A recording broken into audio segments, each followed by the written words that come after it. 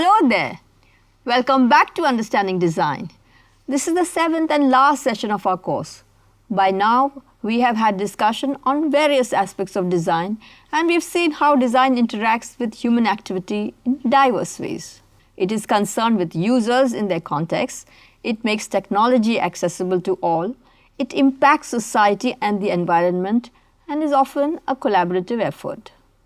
But beyond this, there is something intrinsic to design, something that brings design into existence. That element is innovation. Innovation is the buzzword today and everyone speaks of it as an absolute necessity for success. Just like design, there are many ways that innovation is defined and perceived. Every organization talks about bringing in innovation, not only to products they create, but processes by which they manufacture and sell their products.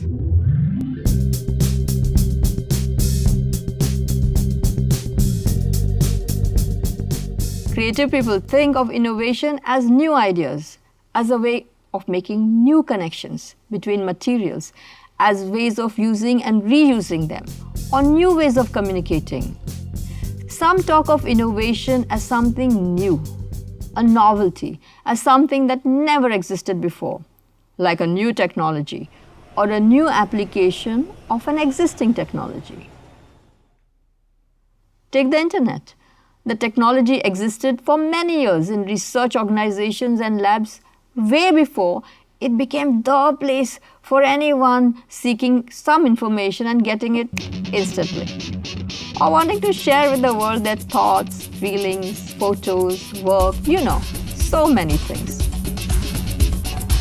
Today we cannot even imagine the world without the www. Can you?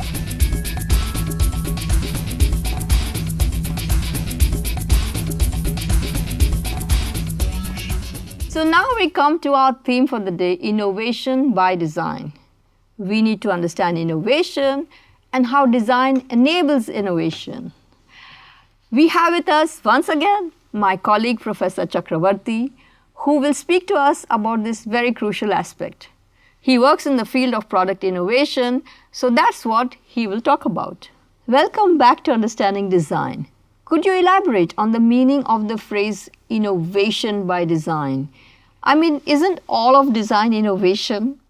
Well, innovation by design is a practice of using design tools and methods to create user-centered novel products.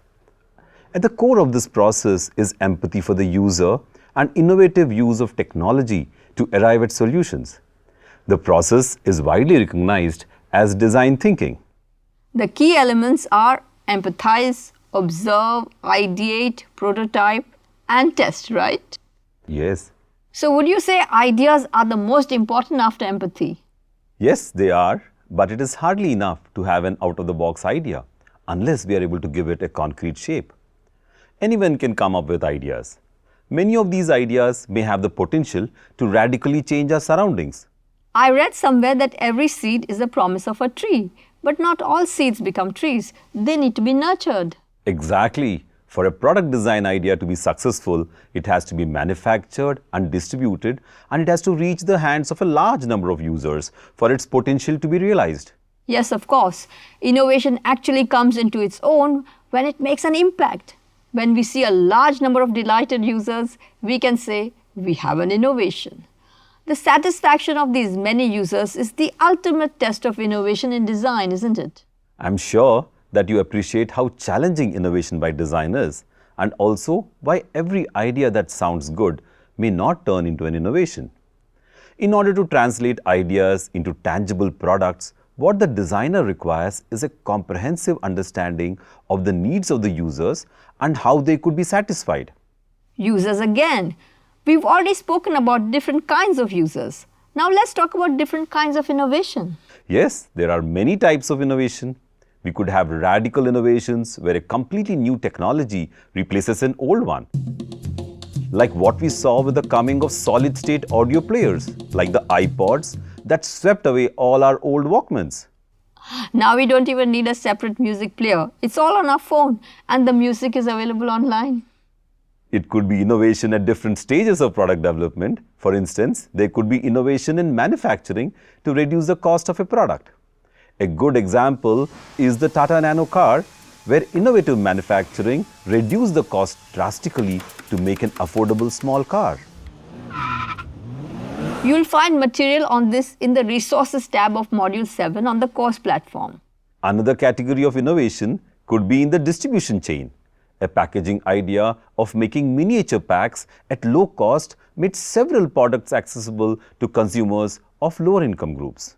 Like the miniature sachets of shampoos, coffee, masala, chutneys. We see them hanging all over local shops and roadside stalls. These reached all over the country, even in areas that were not regarded as potential markets for such products. As the idea caught on, a number of other household products became available in affordable small packaging. Like the Chota Recharge for your mobile phones. Yes, we can see how innovation traverses across various domains. We also have business process innovation in the popular supermarket chains in our cities and small towns. They make purchases in bulk and keep the prices low by taking support of special softwares. They sell in large quantities through special offers and promotions across different consumer segments, all of which result in brisk business. And if I may add, there is also user-centered innovation. Take, for example, the gaming consoles that use motion sensors that detect human gestures. Such games compel players to respond with body movements in order to play.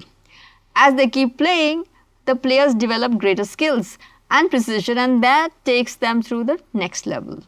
Sports, dance, and fitness are other popular workout games.